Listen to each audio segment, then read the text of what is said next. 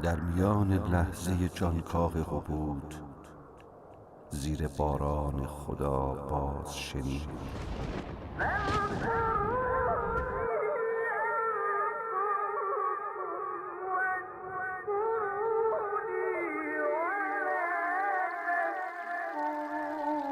نازنینم، آدم، نه به اندازه تنهایی من، نه به اندازه عرش، نه به اندازه گلهای بهشت، که به اندازه یک دانه گندم. تو فقط یادم باش. یاد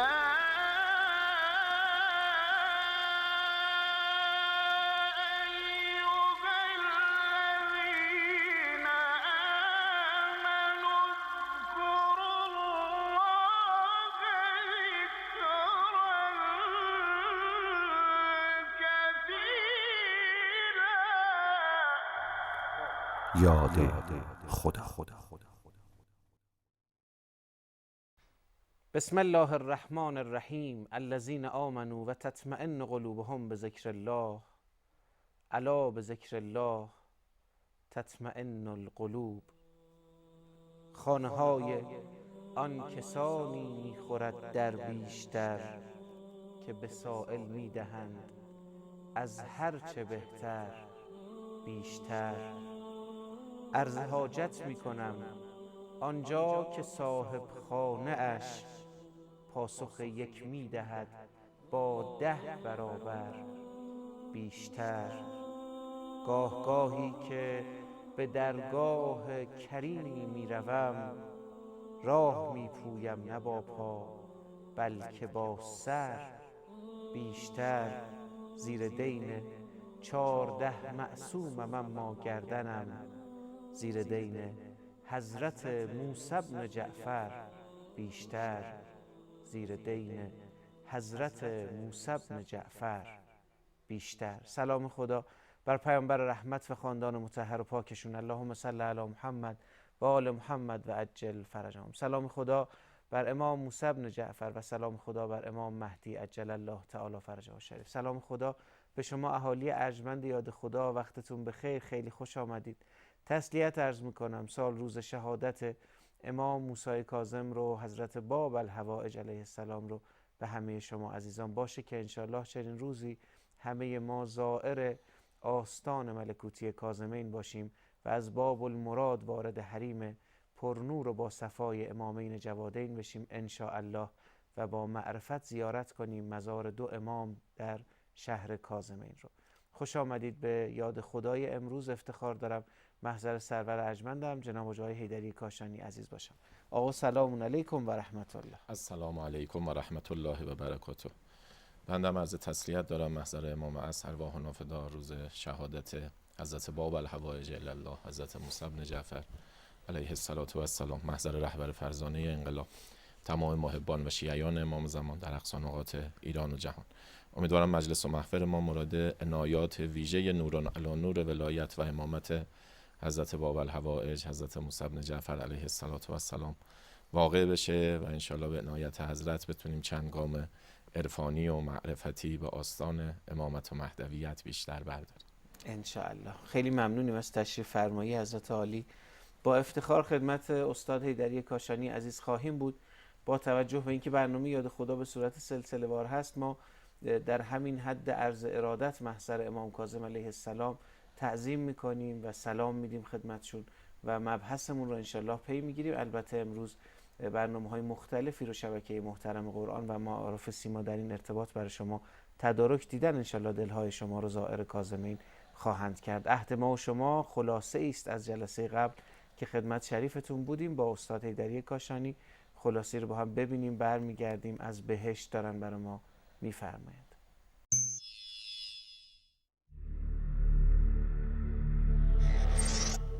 ممکنه گفته بشه آقا در خود همین جنات عدن که یک مرتبه ای از مراتب بهشت‌های الهیه ما درجات فراوانی داشته باشیم. آقا شما در اینجا پذیرایی بشید، یه عده دیگری در یک درجه بالاتر، یه عده در پذیرایی ویژه خدا هست، پذیرایی مستقیم خدا باز مراتب داره، درجات داره. میپرسیم آقا بالاترین درجه در جنات عدن کجاست؟ میفرماد و رضوان من الله اکبر. بهشت رضوان این بزرگترین درجه است، بالاتر از اون نداریم.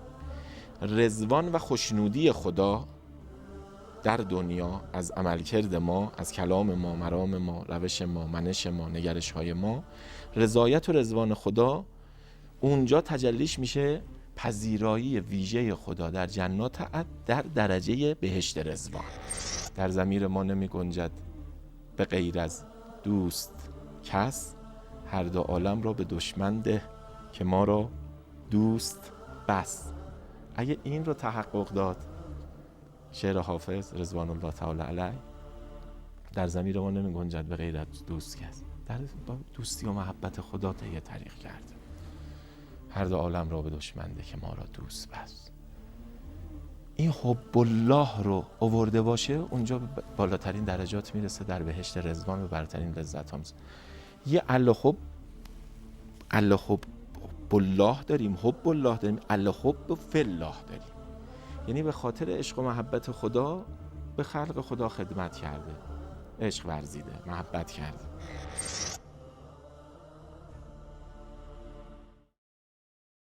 3720 مسیر ارتباطی ما و شماست. ممنون میشم فرمایشاتتون رو برای ما حتما ارسال بفرمایید، منتظر لطف شما هستیم.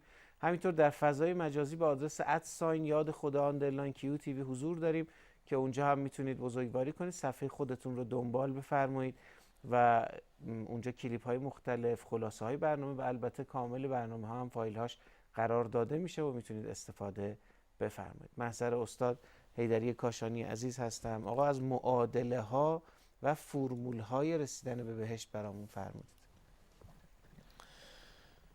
یک سوالی رو عزیزان مطرح کرده بودن در پیامک‌های برنامه یاد خدا که بحث بهشت شناسی و بهشت باوری چه ارتباطی با بحثمون که سلوک مهدوی و ارتباط با آستان ولایت و امامت هست داره. و البته این رو ما توضیح دادیم، باید حالا چه بسا ابتدای هر بحثی تاکید بکنیم که معادله بهشتی شدن، بهشتی زیستن هست، اون هم در معیت و اطاعت پیامبران و امامان و امام زمان ارواح نافدا. ما دست در دست امام میتوانیم به مقصد اعلا برسیم. امام رهبر، رهنماست، رهنمای رسیدن به بهشت رضوان خدا، به جنت لقاء الله، به دارالسلام، به بهشت عدن، جنت عدن. و جز در ساحت ولایت و امامت ما به بهشت های الهی نمی رسیم. یعنی ابتدا باید ما به بهشت ولایت و اطاعت امام زمانمون برسیم. در سیر این بهشت، در سیر بهشتی همراه با نورون علی نور ولایت و امامت ما به بهشت های ابدی و آخرتی می رسیم ولا غیر. کسی که به بهشت ولایت و اطاعت امامان معصوم و امام زمانش وارد نشده باشه قطعاً طعمه شیطان میشه در مسیر، اگر هم که تمنای لقاء الله و بهشت رضوان رو داشته باشه، در این مسیر دچار رهزنان این راه که دنیا، هوا و شیطان هستن میشه و عاقبت سر از جهنم قهر خدا سر در میاره. اینه که ما در معیت و اطاعت ولایت و امامت امام زمانمون به بهشت های الهی میرسیم. میفرماید سابقوا الی مغفرة من ربکم و جنة عرضها کعرض السماء والارض اعدت للذین آمنوا بالله و رسله ذلک فضل الله یؤتیه من یشاء والله ذو الفضل العظیم. آیه 21 سوره حدید.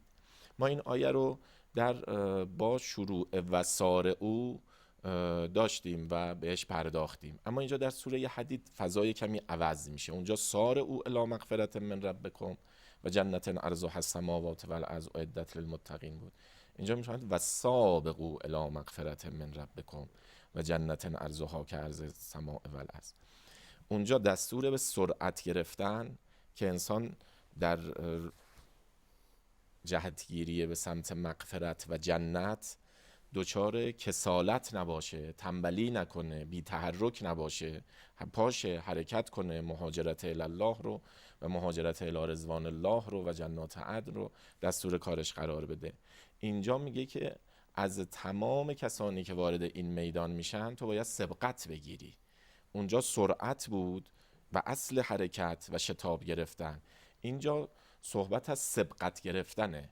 میگه اینجا جاییه که ولی مثل ذالک فلیتنافس المتنافسون، در جهتگیری به سمت مغفرت و جنت جاییه که باید انسان به نفس نفس بیفته، باید بناش رو بر سبقت گرفتن بر دیگران بذاره. گویا ما به یک مسابقه جهانی دعوت شدیم، به یک مسابقه جهانی دعوت شدیم که اونم از جا دعوت کننده خداوند رحمانه. میدان این مسابقه هم به بلندای تاریخ بشریه از خلقت آدم تا قیام قیامت، و این که ما در میان این همه آدمیانی که در طول تاریخ بشری میان در تمام عصرها و نسل‌ها، ما چه رتبه‌ای میاریم، خط پایان رو چگونه طی می‌کنیم.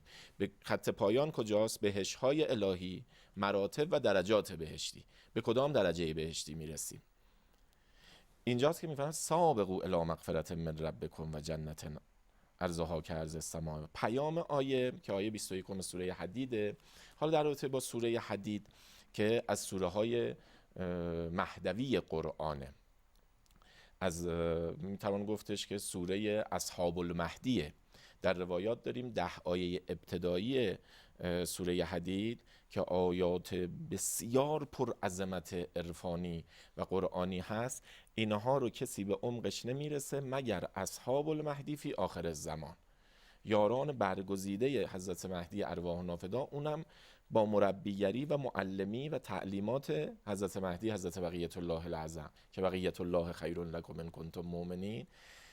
اگه مؤمن واقعی باشید حضرت بقیت الله برای شما پرخیرترینه، پربرکت ترینه.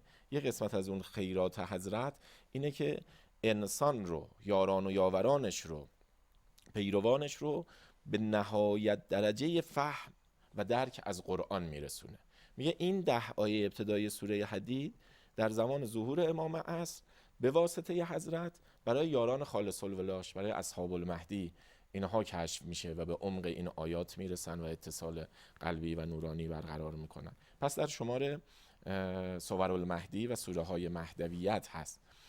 در فضیلت تلاوت سوره حدید که یک سوره جمع و جور 29 آیه‌ای هم هست، سوره 57 قرآن با 29 آیه، در فضیلتش فرمودن که هر کسی این سوره رو تلاوت کنه در شمار کسانی قرار میگیره که به خدا و رسولش ایمان آورده. خب ما به خدا و رسولش ایمان بیاریم چه اثری برای ما داره، چه خصلتی داره؟ در همین آیه 21 میفرماید که شتاب بگیرید به سمت مغفرت و جنت، که پیام اصلی آیه سبقت به سمت مغفرت و جنت، سبقت به سمت 2 چیزه.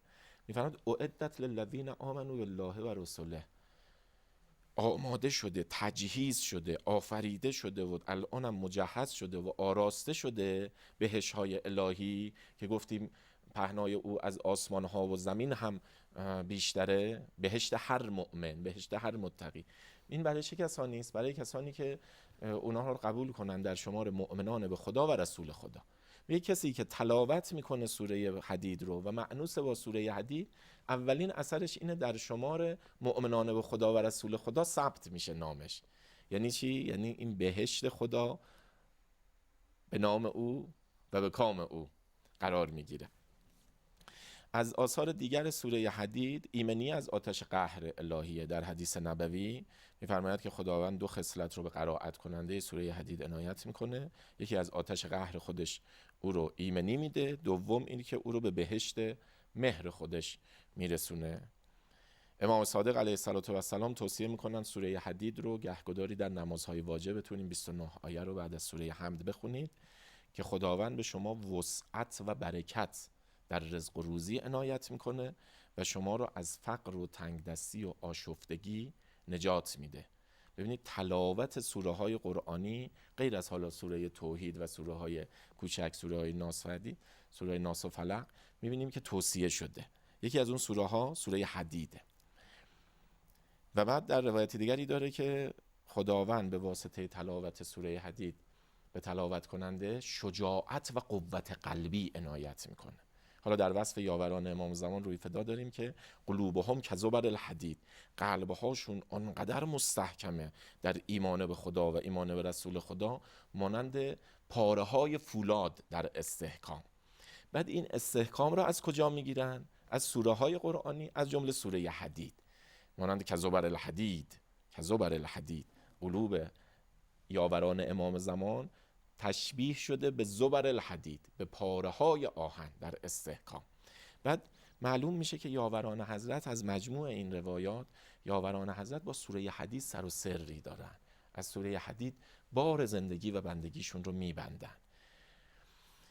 چگونه ما به این فضیلت ها که به بهشت مهر و محبت خدا برسیم، از آتش قهر و غضب خدا نجات پیدا بکنیم، به شجاعت و قوت قلبی برسیم، به وسعت و برکت برسیم؟ گفتیم فضیلت و قرائتها و تلاوتها و القیام بها.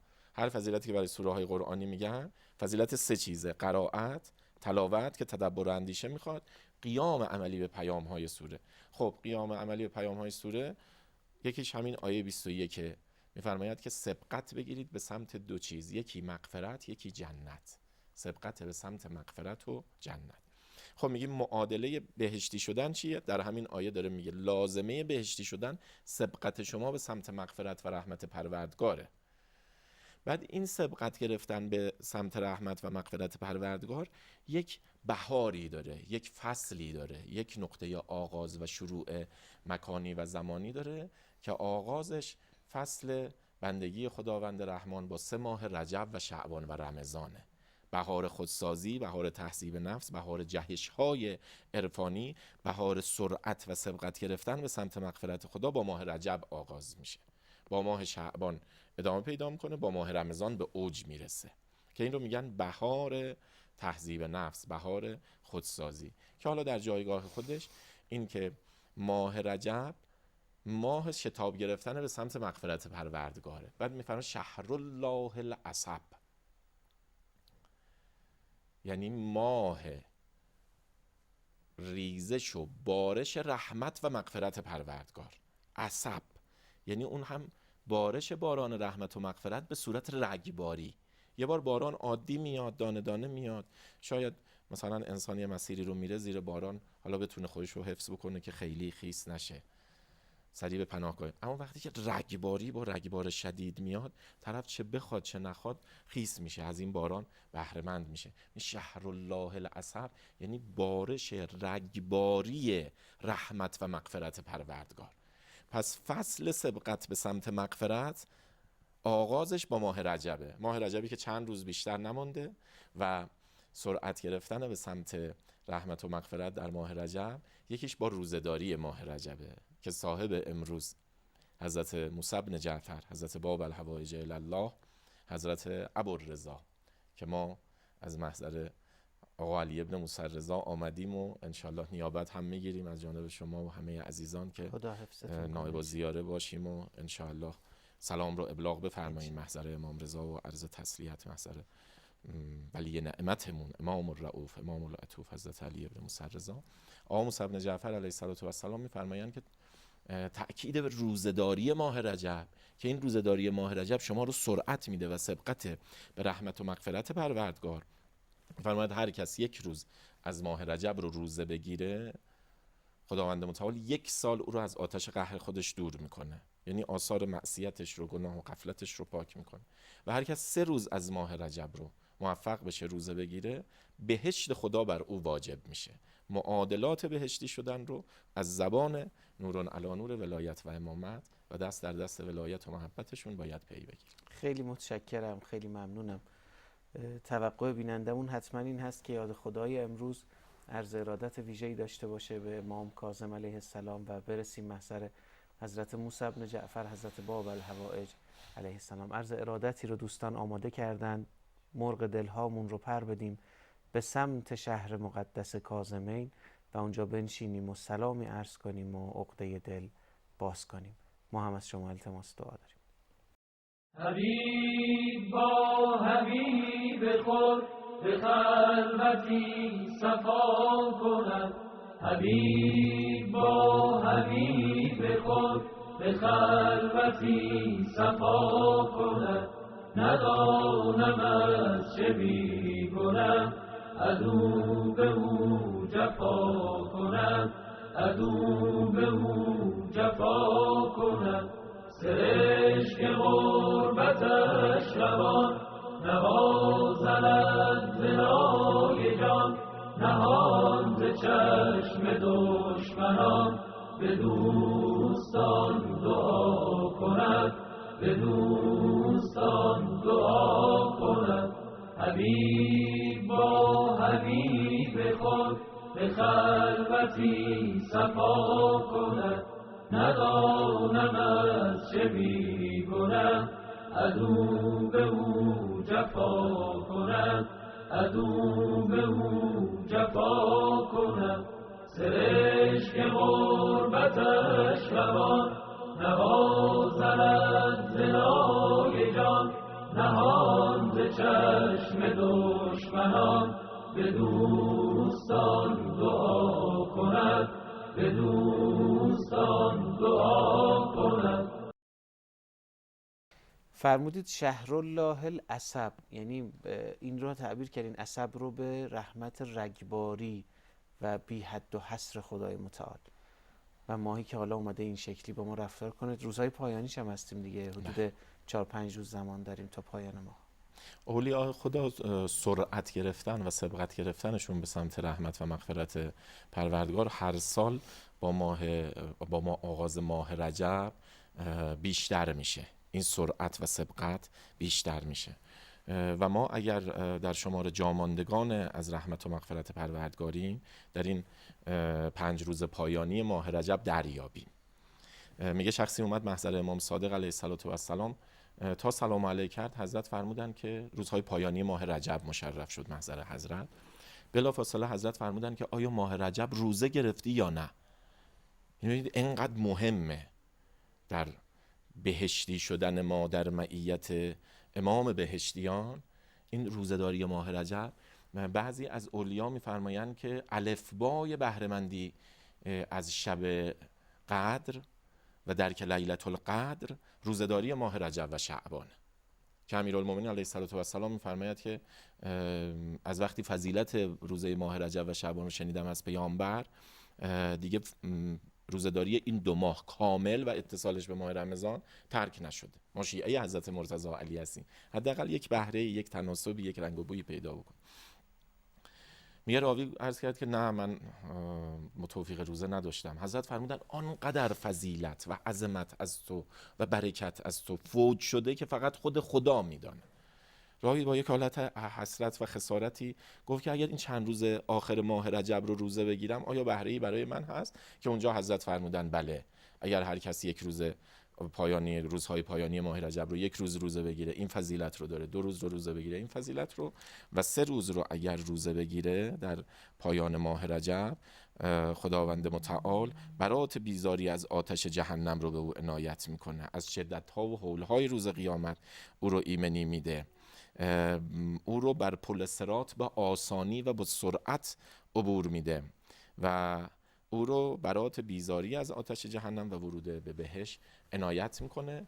پس یکی از مهمترین عوامل سرعت و سبقت به سمت مغفرت پروردگار در ماه رجب که شهرالله العصب، بارش رگباری رحمت و مغفرت خداست، و اینکه بهره‌مندی ما روزه‌داری ماه رجبه که این در این روزها انشالله خداوند توفیق عمل به ما عنایت فرماید. میفهمن کسانی که بیمارن نمیتونن بگیرن، یکی با صدقه، یکی با یه ذکر سبحان الله الجلیل که در مفاتیح آمده، یک ذکر 2 خطی است که 100 مرتبه گفته بشه، جایگزین براش قرار دادن به خاطر عظمت ماه رجب، که میفرماید خداوند گرامی داشته و بزرگ داشته روزه‌داران ماه رجب رو بر خودش واجب کرده و اون ندای روز قیامت که عین الرجبیون از جانب پروردگار چند تا ندا میاد، عین الرجبیون کجاین اهل رجب، که بزرگ داشتن ماه رجب رو با روزه‌داری ماه رجب. و عنصر دوم استغفار در ماه رجب، سابقوا الی مغفرت، سبقت بگید به سوی مغفرت، با استغفار دیگه طلب مغفرت دیگه، اصلی ترین مصداق سرعت و سبقت به سمت مغفرت استغفاره که ماه استغفار امت من معرفی می‌فرمایند پیامبر ماه رجب رو و توصیه شده که در ماه رجب فراوان بگوید استغفر الله و اسأله التوبه و در کل ماه 1000 مرتبه بگوید استغفر الله ذا الجلال و الاکرام من جمیع الذنوب و الآثام. 1000 مرتبه در کل ماه که در این چند روز میشه این رو گفت تا به فضیلت استغفار در ماه رجب برسیم. دعاهای ماه رجب رو در این روزهای باقی مونده غفلت نکنیم. این دعایی که انتهاش اینه اللهم فهدنی هدی المهتدین، خدایا هدایت یافتگان عالم رو به من عنایت کن. هدایت یافتگان عالم هدایت اهل بیتیه، هدایت مهدویه. میگیم السلام علیک یا نور الله الذی یهتدی به المهتدون، سلام بر تو ای نور خدا که با نور هدایت تو هدایت یافتگان هدایت میشن. یعنی اینجا داریم طلب میکنیم ما رو تحت نورون علی نور ولایت و امامت و هدایت امام زمانمون قرار بده. ورزقنا اجتهاد المجتهدین ولا تجعلنی من الغافلین المبعدین، منو از غافلان، از بعیدان، از کسانی که از تو دور شدن قرار مده. ببینید این که در مناجات ها ما در افق آنچه که امامان معصوم به ما یاد دادن از خدا بخواهیم تا کلا سرمون نره، تا خسارت زده و حسرت زده نشیم. ببینید چی به ما یاد میدن، میگن بعد از هر نماز واجب ماه رجب این دعا رو بخونید یا من ارجوه لکل خیر، تا میرسه به این که اعتنی به مسئلتی ایاک جمیع خیر دنیا و جمیع خیر الاخره، خدایا به من عطا کن تمام خیرات و خوبی های دنیا و آخرت رو. خب چه حاجتی هست که دیگه در این نباشه؟ تمام خوبی های دنیا، بصرف عنی به مسئلتی ایاک جمیع شر دنیا و شر الاخره، تمام بدی ها و شرور دنیا و آخرت رو از من بگردون. در این افق به ما یاد میدن و در این ماه شریف که مردم خوبمون از زیارت رجبیه بیت الله الحرام محرومن، زیارت امام رضا علیه آلاف الطیبه و ثنا در ماه رجب بسیار توصیه شده. حالا از دور اگر از نزدیک شد که چه بهتر، هنیئا لکم، گوارای وجودتون، اگر نه از دور و این فضیلت رو برسیم که بعد زیارت رجبیه میگه هر جا رسیدی به مشهد اولیاء خدا با این زیارت کن که الحمدلله الذی اشهدنا و مشهد اولیائه فی رجب. بعد ببینید میرسونه به کجا، میگه من در این مشهد ولی تو، در مثلا مشهد الرضا، از تو دو چیز میخوام، یکی به مسئلتی و حاجتی و هی فکاک و رقبتی من النار، یکی نجات از آتش قهر تو، یکی هم والمقر معکم فی دار القرار مع شیعتکم الابرار، یکی هم این که برسم به همراهی شما، خطاب به امام رضا و اهل بیت و امامانی که زیارت میکنیم، به همراهی شما در جنات عدن، در بهشت رضوان، در اون بهشتی که محل قرار و استقرار شماست. این از خود چه افقهایی رو پیش روی ما باز میکنه، از اون کوته اندیشی ها و کم خواستن ها ما رو میبره به بالاترین حد تمنا و خواستن از پروردگار. میگه اللهم فکما اشهدتنا مشهدهم فانجز لنا موعدهم و اوردنا موردهم، همونطوری که من توفیق دادی این محل شهادتشون رو زیارت کنم و قبر مطهرشون رو، وعده دیدار من رو با اونها در محل استقرارشون در جنات عدن و بهشت رضوان قرار بده و در بهشت هم من رو به اونها ملحق کن. اینجا هم که والمقر رو معکم، من استقرار پیدا کنم در دارالقرار، گفتیم دنیا دارالفراره، بهشت الهی دارالقراره، در دارالقرار مع شیعتکم الابرار، با شیعیان نیکوکار شما، بهترین شیعیان شما در بالاترین درجات بهشتی با شما همراه باشم و انشاءالله متنعم به نعمتهای الهی. خیلی متشکرم، سپاسگزارم. خدا رو به وجاهت امام کاظم علیه السلام قسم میدیم و عرض میکنیم الهی چنان کن سرانجام کار تو خوشنود باشی و ما رستگار. یا علی مدد محتاج دعای خیر شما هستیم. التماس دعا تو این لحظات پایانی ماه رجب. خیلی لطف فرمودید.